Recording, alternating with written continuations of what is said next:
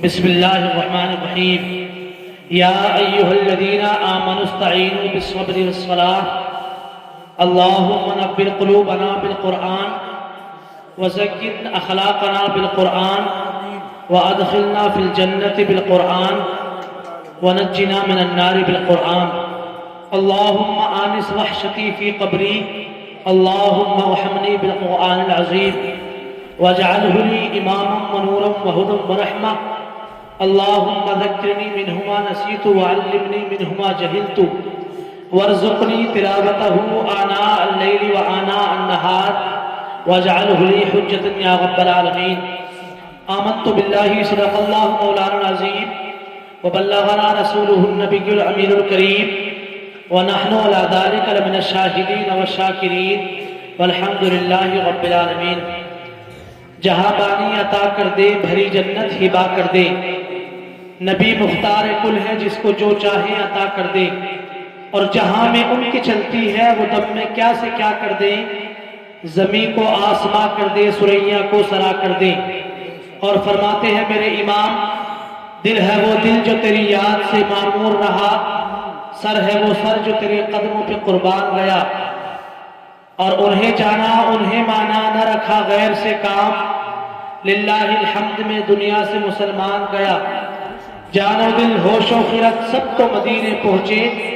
تم نہیں چلتے رضا سارا تو سامان گیا گفتگو کا آغاز کیا جائے سب سے پہلے ساری کائنات کے مرکز عقیدت مالک انس و جان جناب محمد الرسول اللہ صلی اللہ تعالیٰ علیہ وسلم کی بارگاہ میں ہدیہ درود پیش کریں پڑھیے اللہم صلی علی سیدنا و مولانا محمد مبارک وسلم صلو علیہ صلاۃ و سلام علیکہ یا رسول اللہ صلی اللہ تعالی علیہ وسلم صبر کے کیا فائدے ہیں اس کے متعلق مجھے چند باتیں آپ تک پہنچانی ہیں اللہ تبارک و تعالی ہم سب کو عمل خیر کی توفیق عطا فرمائے آج کسی بھی شہر یا دیہات کے اندر جب کسی کا انتقال ہوتا ہے تو انتقال کی خبر سننے کے بعد یقیناً ہر انسان مضطرب اور غمزدہ ہو جاتا ہے ہر انسان کو تکلیف ہوتی ہے البتہ یہ ہے کہ کسی انسان کو تکلیف زیادہ ہوتی ہے اور کسی انسان کو تکلیف کا احساس کم ہوتا ہے گاؤں کے اندر انتقال ہو تو گاؤں کے سارے لوگوں کو غم ہوتا ہے اور تکلیف بھی ہوتی ہے اس کا احساس بھی ہوتا ہے لیکن ان سے کہیں زیادہ خاص ان محلے والوں کو تکلیف اور درد کا احساس ہوتا ہے کہ جس محلے کے اندر انتقال ہوتا ہے اور ان سے بھی کہیں زیادہ درد اور تکلیف ان لوگوں کو ہوتی ہے جو میت کے عزیز و اقارب ہوا کرتے ہیں جو رشتہ دار ہوا کرتے ہیں جو گھر والے ہوا کرتے ہیں ہاں درد اور تکلیف کا احساس کیا ہوتا ہے ان بھائیوں سے پوچھ کر کے دیکھو کہ جن کی نگاہوں کے سامنے ان کی جوان بہن کا یا ان کی شادی شدہ بہن کا جنازہ اٹھ جائے درد اور تکلیف کا احساس کیا ہوتا ہے ان والدین سے پوچھ کر کے دیکھو کہ جن کی نگاہوں کے سامنے ان کی بیٹی کا جنازہ نکلتا ہے درد اور تکلیف کا احساس کیا ہوتا ہے اس شوہر کے دل سے پوچھ کر کے دیکھو کہ جس کے سامنے اس کی آنکھوں کے سامنے اس کی شریک حیات کا جنازہ اٹھتا ہے درد اور تکلیف کا احساس کیا ہوتا ہے ان بہنوں سے پوچھ کر کے دیکھو کہ جن بہنوں کے سامنے بہن کا جنازہ اٹھتا ہے ہاں ہر انسان کو درد اور تکلیف کا احساس ہوتا ہے ایسے عالم میں جب گھر کے اندر سے بہن کا جنازہ اٹھتا ہے تو بھائیوں کا ذہن کام نہیں کرتا ہے جب گھر کے اندر سے شریک حیات کا جنازہ نکلتا ہے تو شوہر کا دل و دماغ کام نہیں کرتا ہے جب گھر کے اندر سے ماں کا جنازہ نکلتا ہے تو پھر بچوں کا دماغ کام نہیں کرتا ہے جب گھر کے اندر سے بیٹی کا جنازہ نکلتا ہے تو باپ کا دل و دماغ کام نہیں کرتا ہے غرض کے سارے لوگ جو عزیز و اقارب رشتہ دار ہوتے ہیں چاہے وہ خاندان والے ہوں یا پھر رشتہ دار ہو یا پھر گھر والے ہوں یا بہن بھائی ہو کسی کا دل و دماغ بھی اپنی جگہ پر نہیں ہوتا کسی کا دل و دماغ بھی کسی وقت تک کام نہیں کرتا ہے، تو ایسے عالم میں جب کسی کا انتقال ہو اور پریشانیاں انسان کو گھیر لے اور غم کی بنیاد پر مصیبتوں میں انسان جب مبتلا ہو جائے، جب بھائی مصیبت میں پڑ جائے، جب گھر والے عزیز و اقارب غم کے اندر مبتلا ہو جائے، تو ایسے عالم میں جب انسان کو کوئی راستہ نہ ملے تو اللہ تبارک و تعالیٰ کا قرآن کہتا ہے یا ایھا الذین آمنوا استعینوا بالصبر والصلاۃ، اے لوگوں جب مصیبت اور پریشانیاں تم کو گھیر لے تو اس آیت کریمہ کو یاد کرو۔ اللہ کا قرآن کہتا ہے یا ایھا الذین آمنوا استعینوا بالصبر والصلاۃ، اے ایمان والو نماز اور صبر سے مدد مانگو۔ جب گھر میں کسی کا انتقال ہو تب صبر کرو، بہن کا انتقال ہو تو صبر کرنا چاہیے، بیوی کا انتقال ہو تو صبر کرنا چاہیے۔ دنیا کے اندر کامیاب انسان وہی ہوتا ہے جو مصیبتوں پر صبر بھی کرتا ہے، اور مصیبتوں پر جب صبر کرتا ہے تو اللہ تبارک و تعالیٰ اس کو یہاں بھی اجر و ثواب عطا فرماتا ہے، اور صبر کرنے والوں کو اللہ آخرت کا بھی اجر و ثواب عطا فرمائے گا۔ سبحان اللہ ماشاء اللہ۔ صبر کرنا چاہیے۔ صبر اللہ رب العزت نے ارشاد فرمایا ان اللہ مع الصابرین، صبر کرنے والوں کے ساتھ اللہ ہے، اور صبر کرنے والوں کو ان کے عمل سے اچھا اجر قیامت کے دن دیا جائے گا۔ صبر کرنے والوں کی جزا کو دیکھ کر لوگ قیامت کے میدان میں حسرت کریں گے کہ کاش ہم نے دنیا کے اندر صبر کیا ہوتا تو آج ہم بھی ان لوگوں کی لائن میں لگے ہوتے۔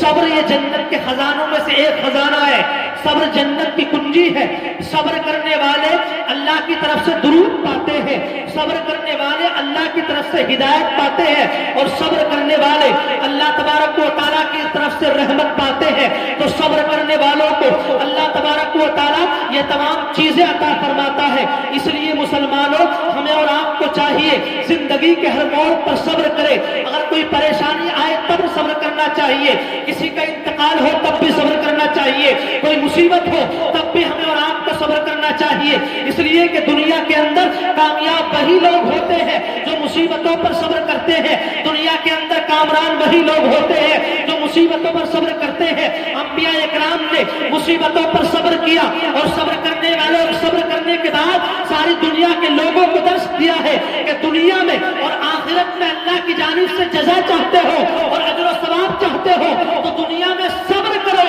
اللہ تبارک و تعالیٰ اجر و ثواب عطا فرمائے۔ بے شک سبحان اللہ، نعرہ تکبیر، نعرہ رسالت، مسلک اعلی حضرت، علماء اہل سنت، سبحان اللہ سبحان اللہ۔ اللہ تبارک و تعالیٰ قرآن مجید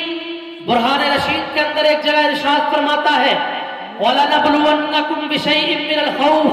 وَالْجُوعِ وَنَقْصٍ مِّنَ الْأَمْوَالِ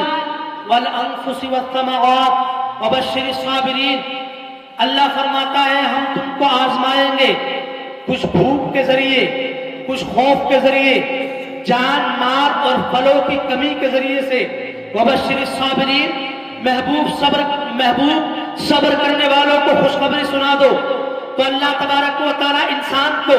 کئی طریقوں سے آزماتا ہے۔ کہیں اللہ رب العزت انسان کو دشمن کے خوف اور ڈر کی بنیاد پر آزماتا ہے،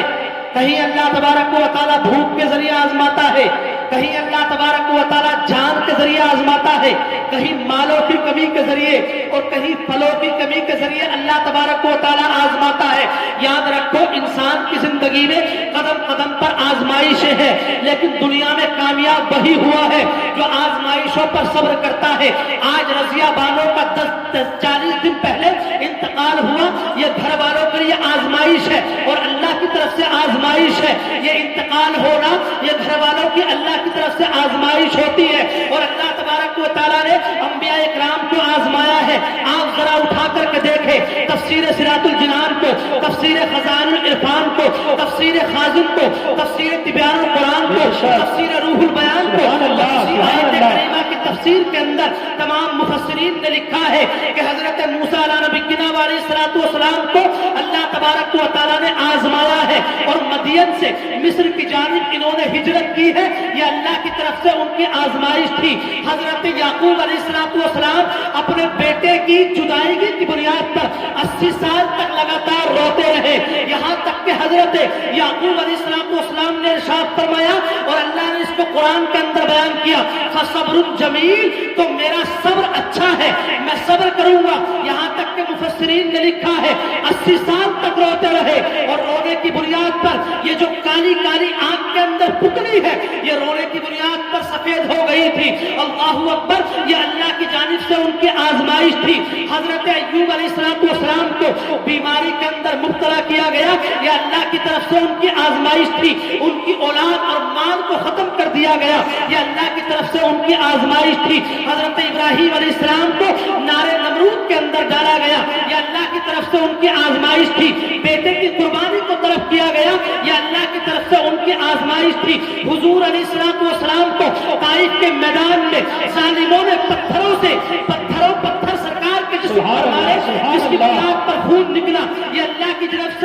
سے حضور کی آزمائش تھی۔ اسی طرح اولیاء اکرام کو آزمایا گیا۔ امام اعظم رحمت اللہ تعالی کو وقت کے خلیفہ نے بازار میں کوڑے لگائے، یہ اللہ کی طرف سے ان کی آزمائش تھی۔ مجدد الفسانی کو گوالیر کے قلعے کے اندر قید کر دیا گیا، یہ اللہ کی طرف سے ان کی آزمائش تھی۔ تو تمام انبیاء اکرام میں سے اللہ تبارک و تعالیٰ نے بہت سارے انبیاء اکرام کو، رسولان اعظام کو آزمایا ہے، اولیاء اکرام کو آزمایا، علماء اکرام کو آزمایا، لیکن تمام انبیاء نے، رسولان اعظام نے، بزرگان دین نے، علماء اکرام نے آزمائشوں پر صبر کر ساری دنیا کے لوگوں کو درس دیا۔ کامیابی اور کامرانی اسی میں ہے کہ آزمائشوں پر صبر کر لو۔ یہاں تم صبر کرو گے، وہاں اللہ رب العزت آخرت میں تمہارے مقدر کے اندر جنت کو نقش فرما دے گا۔ نعرہ تکبیر، نعرہ رسالت، علماء اہل سنت، محفل ایصال ثواب۔ اس لیے صبر کرنا چاہیے۔ حضرت یوسف علیہ نبی علیہ السلام کی سیرت کو آپ پڑھ کر کے دیکھیں، اور اللہ رب العزت نے پوری سورت حضرت یوسف علیہ السلام کے نام سے قرآن کے اندر نازل فرمائی ہے۔ اسی سورہ یوسف کی تلاوت کو آپ کریں اور اس کی تفسیر کو پڑھیں، تب آپ کو پتا چلے گا حضرت یوسف علیہ نبی علیہ السلام کو بھائیوں نے کنویں کے اندر ڈالا، یہ اللہ کی طرف سے ان کی آزمائش تھی۔ مصر کے بازار میں لائے گئے اور آپ کو مصر کے بازار میں بیچا گیا، آپ کی بولی لگی، یہ اللہ کی طرف سے ان کی آزمائش تھی۔ حضرت یوسف علیہ نبی علیہ السلام اپنے والد گرامی سے 80 سال جدا رہے، یہ اللہ کی طرف سے ان کی آزمائش تھی۔ لیکن اللہ تبارک و تعالیٰ نے جب اقتدار عطا فرمایا اور مصر کی بادشاہت عطا فرمائی، اور مصر کے اقتدار عطا فرمانے کے بعد جب تختہ بادشاہی پر حضرت یوسف علیہ السلام کو اللہ تبارک و تعالیٰ نے بٹھایا تھا، تو پھر عالم یہ تھا کہ جب حضرت یوسف علیہ السلام مصر کے بادشاہ بن گئے، تو پھر عالم یہ تھا کہ مصر کے سارے لوگوں کا جب قحط سالی کے دورے میں جب غلہ ختم ہو گیا، تو مصر کے لوگ اپنے ہیرے اور جواہرات کو لے کر کے آئے تاکہ غلہ خرید لیا جائے، وہ سارا ختم ہو گیا۔ پھر اپنی زمین و جائیداد کو لے کر کے آ گئے، زمین و جائیداد بھی ختم ہو گئی، یہاں تک کہ اپنی 8 اولاد کو بیچ دیا، 8 اولاد ختم ہو گئی، اپنی غلام اور باندیوں کو بیچ دیا۔ جب غلام اور باندی ختم ہو گئی، اپنی زمین و جائیداد یہاں تک کہ رہنے کے مکانات کو بھی بیچ دیا، اور اس کے بعد جب کچھ نہ بچا تو حضرت یوسف علیہ السلام کی بارگاہ میں مصر کے سارے رعایا اور سارے لوگوں نے اپنی جانوں کو، اپنے جسموں کو بیچ کر کے یوسف علیہ السلام کے ہاتھوں سے غلہ خرید لیا تھا۔ ایک وقت تو وہ تھا کہ یوسف علیہ السلام کو بھائیوں نے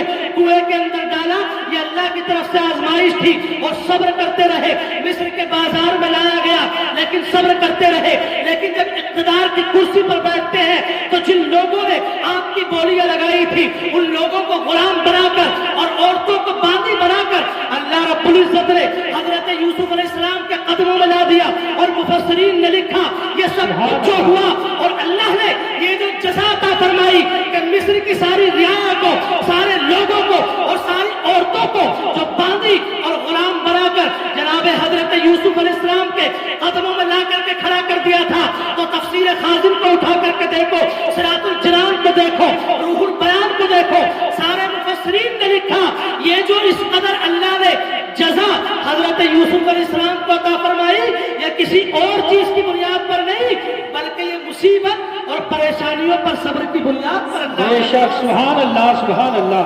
بہت خوب، یہ صبر کی بنیاد پر اللہ نے عطا فرمایا، اللہ، ماشاء اللہ، صبر کی بنیاد کیا بات ہے. ساری صورت کا خلاصہ یہی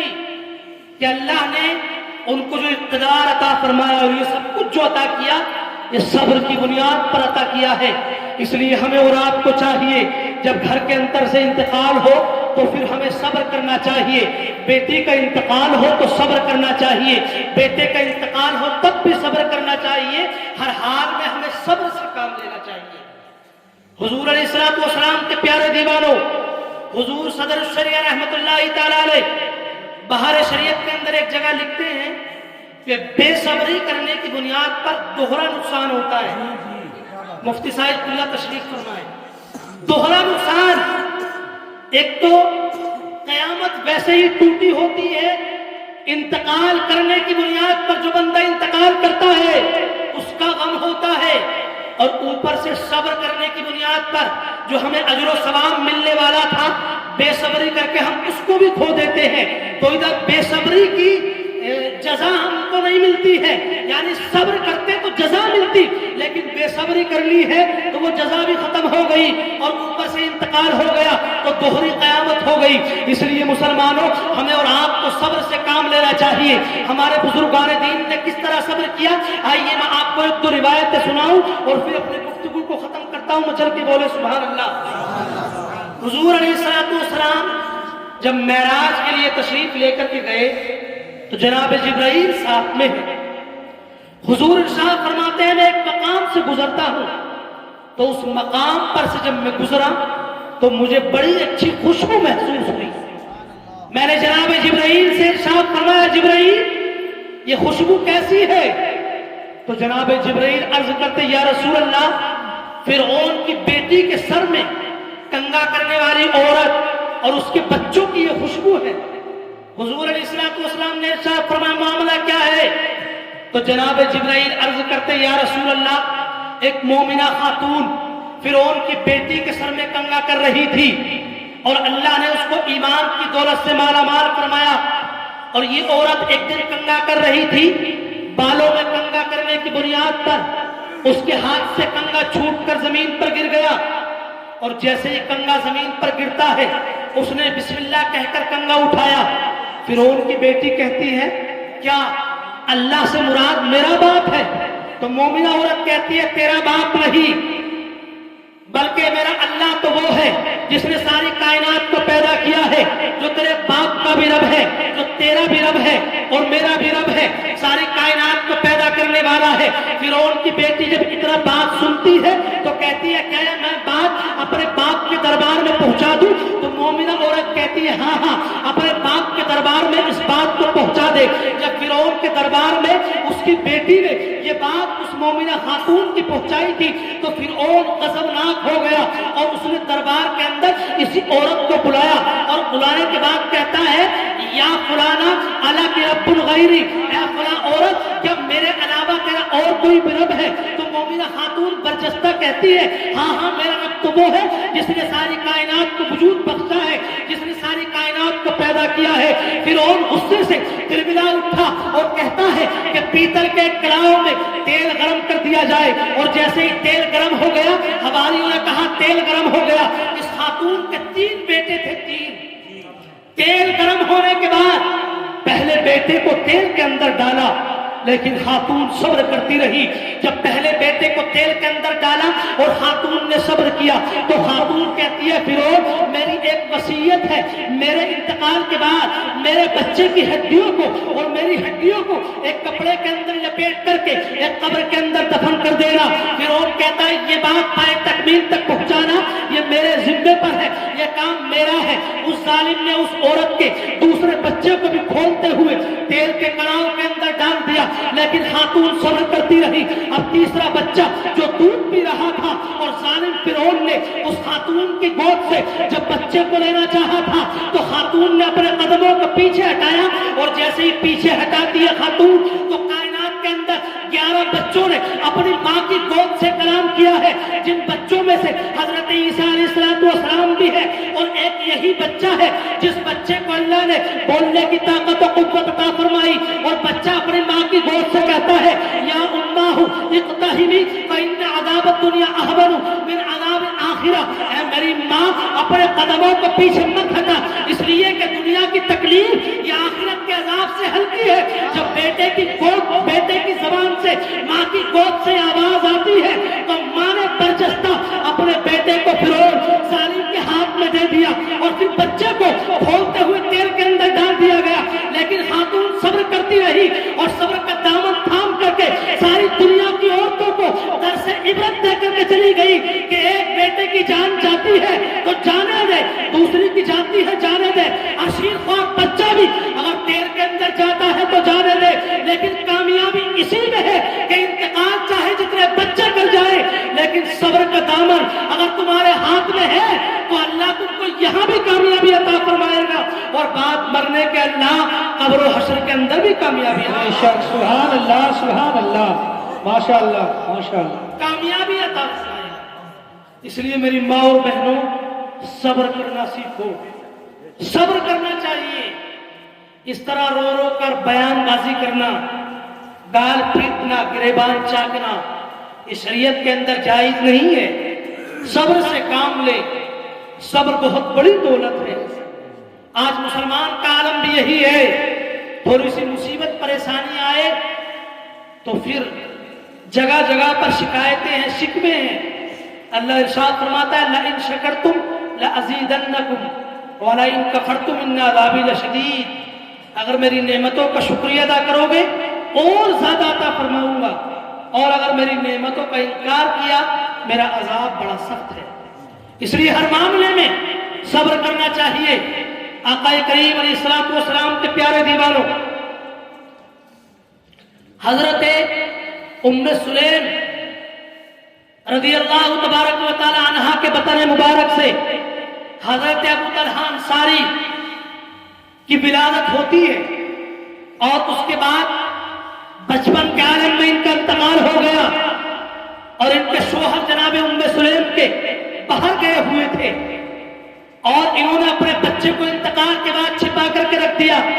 اور گھر والوں سے کہا کہ میں اپنے شوہر کو اپنے بیٹے کے انتقال کی خبر خود دوں گی، تم میں سے کوئی انتقال کی خبر نہیں دے گا۔ خاتون کا صبر دیکھو۔ حضرت ام سلیم رضی اللہ تعالی عنہا کے جب شوہر گھر کے اندر داخل ہوتے ہیں تو پہلے سے زیادہ بناؤ سنگار کرتی ہیں، اور شوہر کی خدمت کی۔ جب رات کا وقت آتا ہے اور بستر استراحت پر جاتی ہے تو حضرت ام سلیم اپنے شوہر سے کہتی ہے اے میرے شوہر بتائیے، اگر کوئی انسان کسی کو کوئی چیز برتنے کے لیے دے اور پھر وہ انسان اپنی چیز کو لے تو کیا وہ انسان یہ حق رکھتا ہے کہ اس کی وہ چیز کو روک لے؟ تو حضرت ام سلیم کے شوہر کہتے ہیں وہ چیز روکنے کا حقدار نہیں رکھتا۔ حضرت ام سلیم کہتی ہے اپنے بیٹے کے بارے میں یہی خیال کرو، وہ اللہ تبارک و تعالیٰ کی امانت تھی، اور اللہ تبارک و تعالیٰ نے اپنی امانت کو واپس لے لیا ہے۔ ہمارے آپ کے بیٹے کا انتقال ہو گیا ہے۔ اللہ اکبر۔ محدثین نے لکھا ہے حضرت ام سلیم رضی اللہ تبارک و تعالی عنہا نے اور آپ کے شوہر نے اپنے بیٹے کے انتقال کی خبر سننے کے بعد جو صبر کیا تھا، اور اسی رات میں جو ہم بستری کی تھی اس کی بنیاد پر اللہ نے ان کو حاملہ فرمایا، اور حاملہ جب ہو گئی اللہ کی دی ہوئی طاقت و قدرت سے تو اللہ تبارک و تعالی نے اسی رات کی بنیاد پر ان کو ایک بیٹا عطا فرمایا تھا۔ اور محدثین نے لکھا کہ جس بیٹے کی نسلوں میں 7 عالم دین ہو گئے تھے اور 7 بچوں کو مسجد کے اندر قرآن کی تلاوت کرتے ہوئے دیکھا، یہ سارا جو جزا اور سارا جو ثواب مل رہا ہے اور یہ کئی نسلوں تک جو اللہ نے عالم پیدا فرمائے یہ صبر کرنے کی بنیاد پر ہے۔ ایک خاتون نے اپنے بچے کے انتقال پر صبر کیا، اللہ نے بیٹا بھی عطا فرمایا، اور اس بیٹے کی نسل میں اللہ نے 7 عالم دین بھی پیدا فرمایا۔ سبحان اللہ، نعرہ تکبیر، نعرہ رسالت، محفل ایصال ثواب۔ اس لیے ہمیں صبر کرنا چاہیے۔ امام علی مقام رحمت اللہ تعالی علیہ، امام حسین کربلا کے میدان سے ہمیں بہت سارے درس دے کر کے گئے، انہی میں سے صبر کا درس بھی دے کر کے گئے۔ اور امام علی مقام نے کربلا کے میدان سے جب 70 کے قریب نعشوں کو اٹھا لیا اور اپنے خیمے میں لا کر کے رکھ دیا تو آپ کی ہمشیرہ سیدہ زینب بے ہوش ہو گئی غم کی بنیاد پر، اور جب آپ کو ہوش آیا تو امام عالی مقام نے خطبہ ارشاد فرمایا، اور امام عالی مقام نے صبر کی